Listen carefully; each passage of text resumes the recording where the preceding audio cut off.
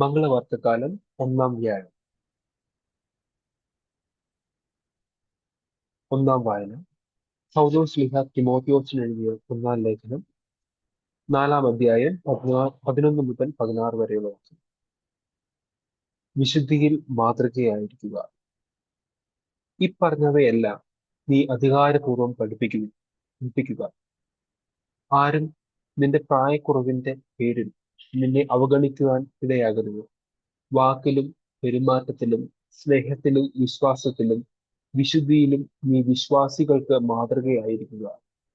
ഞാൻ വരുന്നതുവരെ വിശുദ്ധ ലിഖിതങ്ങൾ വായിക്കുന്നതിലും ഉപദേശങ്ങൾ നൽകുന്നതിലും അധ്യാപനത്തിലും ശ്രദ്ധാലുവായിരിക്കണം.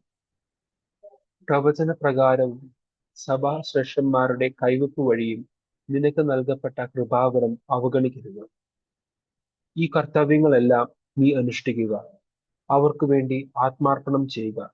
അങ്ങനെ എല്ലാവരും നിന്റെ പുരോഗതി കാണാൻ ഇടയാകട്ടെ.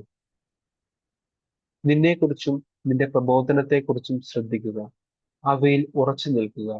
അങ്ങനെ ചെയ്യുന്നത് വഴി നീ നിന്നെ തന്നെയും നിന്റെ ശ്രോതാക്കളെയും രക്ഷിക്കും.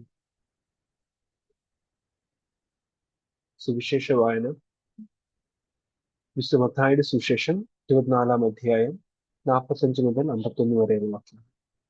ജാഗരൂകരായിരിക്കുക. അതിനാൽ നിങ്ങളും തയ്യാറായിരിക്കണം. നിങ്ങൾ പ്രതീക്ഷിക്കാത്ത മണിക്കൂറിലായിരിക്കും മനുഷ്യപുത്രൻ വരുന്നത്. തന്റെ ഭവനത്തിലുള്ളവർക്ക് കൃത്യസമയത്ത് ഭക്ഷണം കൊടുക്കുവാൻ യജമാനൻ നിയോഗിച്ച വിശ്വസ്തനും വിവേകിയുമായ ഭൃത്യൻ ആരാണ്? സത്യമായി ഞാൻ നിങ്ങളോട് പറയുന്നു, യജമാനൻ അവനെ തന്റെ വസ്തുക്കളുടെ എല്ലാം മേൽനോട്ടക്കാരനായി നിയമിക്കും. യജമാനൻ വരുമ്പോൾ അപ്രകാരം ചെയ്യുന്നതായി കാണപ്പെടുന്ന ഭൃത്യൻ ഭാഗ്യവാൻ.